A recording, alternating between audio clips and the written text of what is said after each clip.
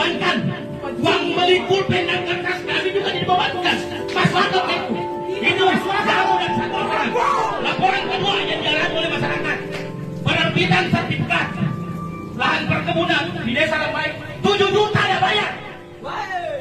7 juta. Ada lagi satu, tapi belum disurvei dikarenakan tidak ada pedomannya. Karena mereka turun minta dulu 8 juta. Astaga. Biadab memang ini. Pencuri. Itu baru berapa aduan, Pak? Dan saya yakin banyak yang dipersulit di sini di Kolak Utara. Ada banyak aduan yang kami terima setelah kami buka layanan pengaduan, Pak. Bagaimana bobroknya? Ada lagi layanan baru. Materai di dalam dibebankan biaya 15.000 saat materai. Untuk ambil formulir dibebankan biaya 150.000. Ada bukti cek. 150.000. Itu dimintakan dalam April. Bulan ini baru nih, Pak. Maka tidak busuk kalian ini. Masyarakat mau peras begitu. Biaya. Jingat memang. Saya kembalikan hati nurani bapak-bapak sekalian.